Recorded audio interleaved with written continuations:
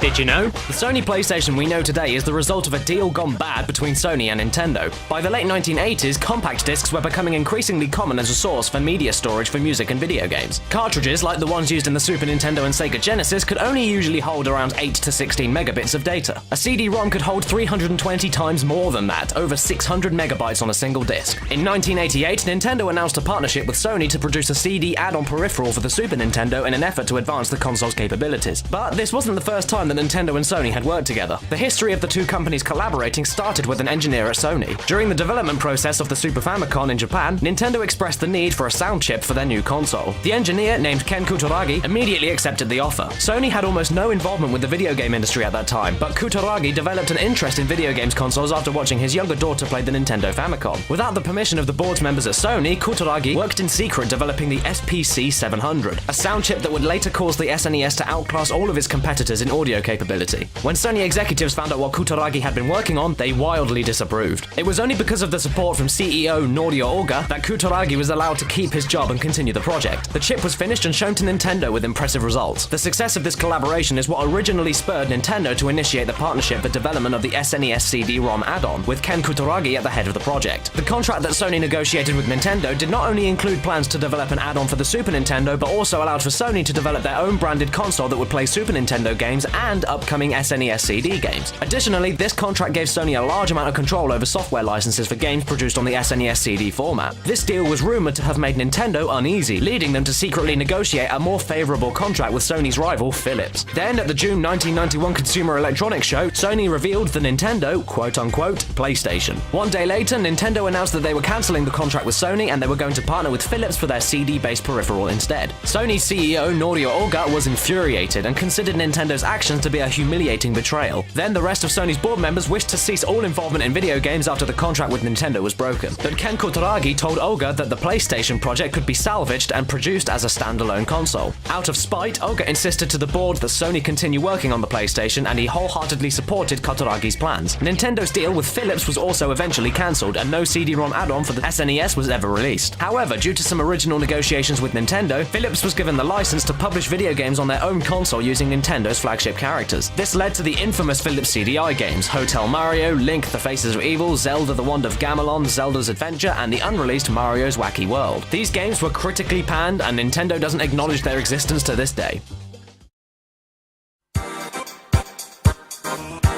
The hardware that Ken Kutaragi chose to utilize with the final design for the Sony PlayStation resulted in the most impressive video game console the world had seen up to that point. Sony correctly predicted that 3D polygon-based games were the wave of the future. The PlayStation was released in Japan on December 3rd, 1994. It was the second console of its generation, competing with the Sega Saturn, which was released 1 month before the PlayStation. The Sega Saturn also had 3D capabilities, but was not directly tailored for that type of gameplay like the PlayStation. Competitively, the PlayStation was also $100 cheaper than the Saturn, retailing at $299. Another unprecedented aspect of the PlayStation was the controller. Almost every other console controller before it had used letters to represent the different input mechanisms, but the PlayStation used the symbols X, circle, triangle, and square. The controller was designed by Sony's Taiyu Goto. Goto explained that the symbols were originally meant to indicate universal functions for game designers to implement into their games. The triangle button refers to the viewpoint. I had it represent one's head or direction and made it green. The square button refers to a piece of paper. I had it represent menus or documents and made it pink. Then the circle and X buttons represent yes or no decision-making, and I made them red and blue respectively.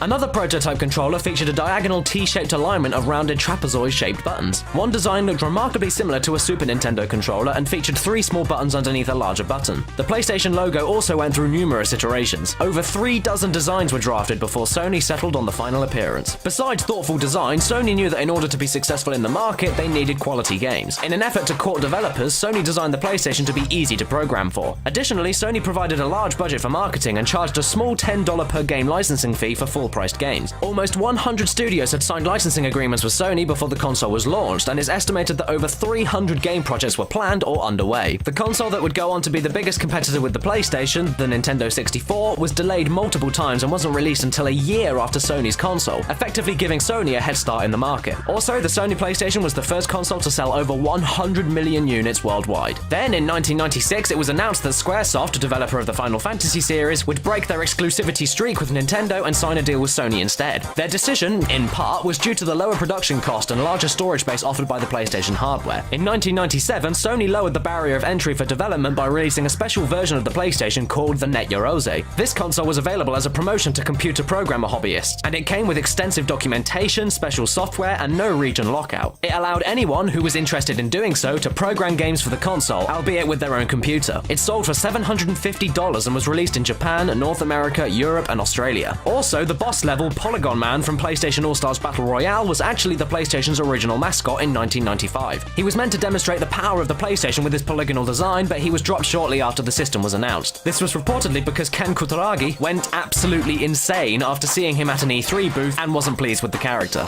I'm afraid that's all for today, but don't forget to subscribe to Did You Know Gaming and follow Did You Know Gaming on Facebook and Twitter. Make sure you also check out didyouknowgaming.com, and if you like this video, go and check out our other videos. And if you want to hear more of my voice for some reason, you can have a look at one of my reviews I did a few weeks back on the worst game ever made. Yes, I'm not even exaggerating there. Nobody talks about this game and I'm really confused why, so you're gonna have to see how horrible it is.